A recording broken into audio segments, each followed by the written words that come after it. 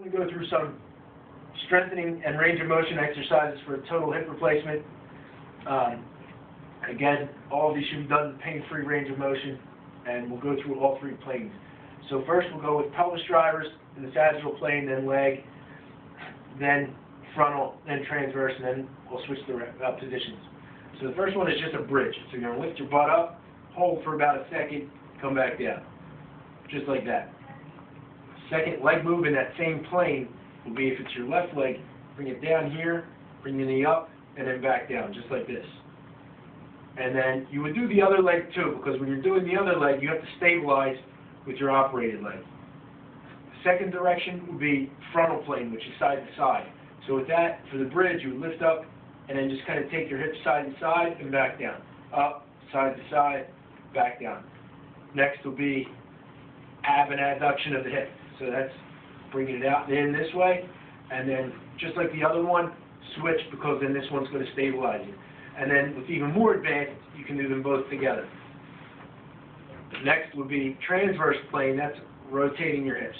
So you lift up and then just do a little twist, back down. Lift up, little twist, back down. For the transverse plane into the legs, just do a little side to side here. Now with this, you want to make sure you don't go to end range, because if your total hip precautions are that you can't adduct past neutral, you don't want to drive them all the way across here. So this is just a little out, little across, little out, little across. Most of that rotation should be coming from your lower back. The third one would be one leg, and that's just let it open up and come back in, open up, come back in, and then do the same thing with the other leg. Now we'll go on to the side. So we'll pretend that this was the hip that was done, so we're not going to do it on that side. So you get on your good side, and then if you have to, you can put a pillow in between your knees. It might make it feel more comfortable.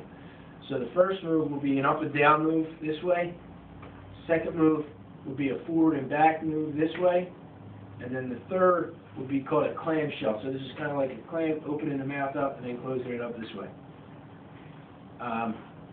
Then I'll go on to the stomach. That's here. First one will be up and down, extension this way. Next will be out and in. And then the third one will be just a little bit of rotation this way and this way. The direction you want to be careful with on this one is you don't want to take that heel all the way out. That'll take you through too much internal rotation, which can be breaking your hip precaution. So if you just do a little rotation just to wake up those rotator muscles, you'll be safe. Next progression, which is a little bit more difficult, but as you get stronger, you'll be able to do this, is in a hands and knees position, and we'll go through the same three planes of motion. First would be with the pelvis. Just rock your hips back and forth.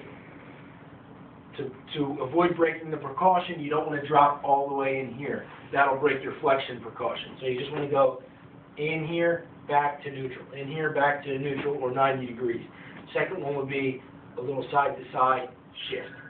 And again, with this one, you don't want to go way over this way, because then you're breaking that adduction precaution. So just a little side-to-side shift to wake the muscles up. Then we'll go with the leg. First one with the leg will be back and forth this way. Repeat with the other side. Next will be out and in this way. And then the rotational move would just be this way, kind of like a dog going on a fire hydrant. Try to do 2 sets of 10 with each exercise twice a day.